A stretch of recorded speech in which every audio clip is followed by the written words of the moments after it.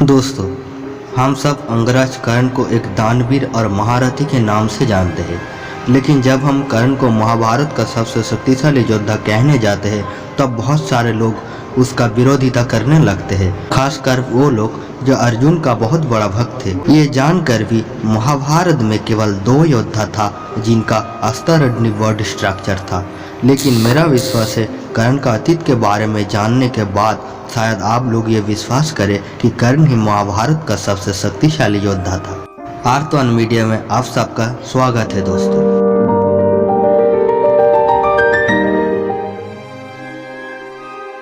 महाभारत का महायुद्ध पांडवों और कौरवों के बीच लड़ा गया था। सबसे बड़ा कौरव दुर्योधन का सबसे अच्छा दोस्त कर्ण था। कर्ण वास्तव में पांडवों का माता कुंती का सबसे बड़ा पुत्र था। परिस्थितियों के कारण उनका पालन पोषण सारथी के पुत्र के रूप में हुआ है। अपने पूरे जीवन में कर्ण को हमेशा उपहास किया गया और उसे योद्धा होने का सम्मान कभी नहीं दिया गया।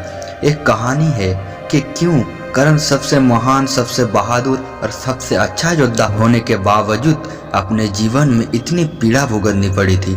महाभारत से बहुत पहले दमोदभव नामक एक असुर था। दमोदभव अमरत्व का पाने के चाहत रखते थे, इसलिए उन्होंने सूर्यदेव का तपस्या किया। सूर्यदेव उनके तपस्या से प्रसन्न होकर उन्हें दर्शन दिया और उन्हें वरदान मांगने को कहा। तब असुर ने अमरत्व का वरदान मांग लिया, लेकिन सूर्यदेव ने अमरत्व का वरदान देने से इनकार कर दिया और उन्हें कहा, जो कुछ भी इस धरती पर जन्म लेता है उसका मरना तय है। सूर्यदेव ने कहा, कुछ और वरदान मांगो। दमोदभव का कंधा झुक गया। वो जानता था कि वो कितना भी मांग ले, सूर्यदेव कभी इसे अमरत्व का वरदान नहीं देगा।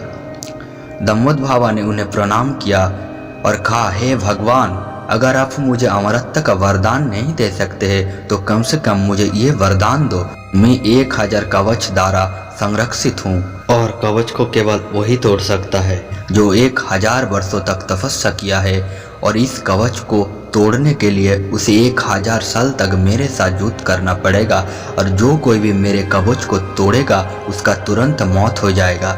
सूर्य ने बहुत चिंतित थे। वो जानते थे कि दमोदभव इस शक्ति का उपयोग अच्छे कर्म के लिए नहीं करेगा, लेकिन वो वरदान देने के लिए विवश था और सूर्यदेव ने उसे ये वरदान दे दिया। सूर्यदेव से वरदान पाकर दमोदभव ने लोगों पर कहर बरसाना शुरू कर दिया। लोग उससे लड़ने से डरते थे। उसे हराने का कोई उपाय नहीं था। जो कोई भी उसके रास्ते में खड़ा था वो उसको द्वारा कुचल दिया गया था। लोग उन्हें सहस्त्र कवच कहने लगे। इस समय राजा दक्ष ने अपने एक पुत्री मूर्ति का विवाह धर्म से कर दिया, जो भगवान ब्रह्मा का मानस पुत्र थे। मूर्ति ने सहस्त्र कवच का वध करने के लिए भगवान विष्णु से प्रार्थना किया। इसके बाद उसने जुड़वा पुत्रों का जन्म दिया। उसने उनका नाम नारायण और नरा रखा, जो विष्णु का अवतार था। जैसे जैसे समय बीतता गया, सहस्त्र कवच ने बद्रीनाथ के आसपास के वन क्षेत्रों पर हमला शुरू कर दिया, जहाँ पर नर और नारायण तपस्या कर रहे थे। दोनों ऋषियों ने दूसरे लोगों से ये वादा किया कि वो उसका मदद करेंगे। नर सहस्त्र कवच के पास जाके युद्ध का चुनौती दे दिया। सहस्त्र कवच ने अपने हथियार उठाए और लड़ाई शुरू कर दिया। जैसे जैसे लड़ाई आगे बढ़ी, सहस्त्र कवच ने महसूस किया कि नारायण के तपस्या नर को शक्ति दे रहा है। जैसे ही सहस्त्र कवच का पहला कवच टूटा, उन्होंने महसूस किया कि नर और नारायण एक ही आत्मा वाले 2 व्यक्ति हैं। लेकिन सहस्त्र कवच बहुत चिंतित नहीं थे। उसने अपना एक कवच खो दिया था। वो उल्लास से देख रहा था जैसे नारा मर गया है, लेकिन आगे जो हुआ उसके लिए सहस्त्र कवच तैयार नहीं था। नारायण नर के ओर दौड़ कर आए और उसने अपने आंखें बंद कर ली और एक मंत्र का उच्चारण किया। नर के जागते हुए देखकर सहस्त्र कवच चौकित रह गया।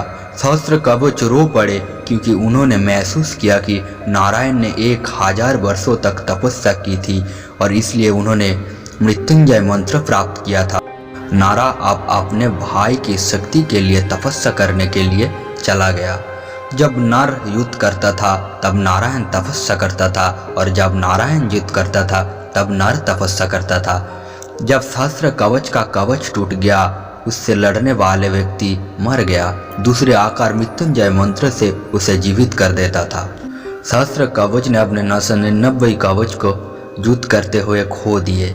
ये जानकर भी वो दोनों भाइयों को कभी नहीं हरा सकते। सहस्त्र कवच ने युद्ध छोड़ दिया और भाग गया और सूर्यदेव का शरण ले लिया। नारायण और नर दोनों सूर्यदेव के पास गए और नारायण ने सहस्त्र कवच को उन्हें सौंप देने के लिए कहा, लेकिन सूर्यदेव ने कहा वो मेरा भक्त थे, उसे मैं आपको नहीं सौंप सकता हूँ।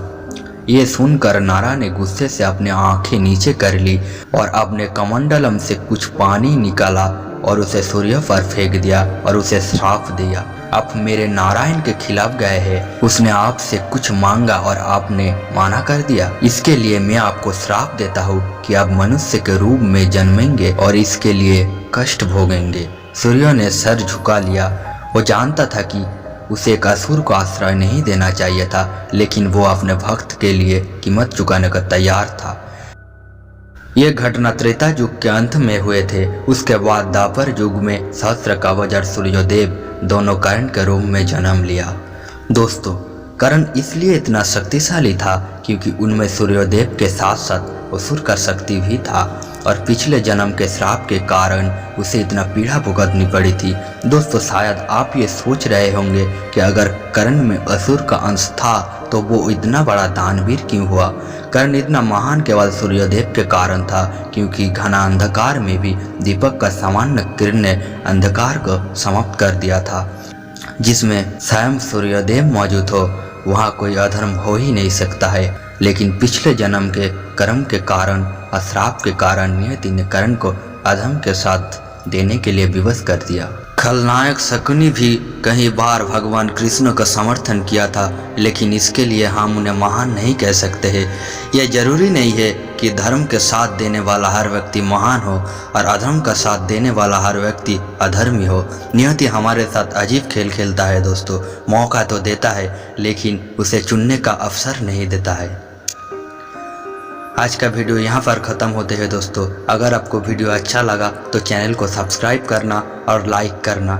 मिलते हैं अगले वीडियो पर, तब तक के लिए खुश रहिए।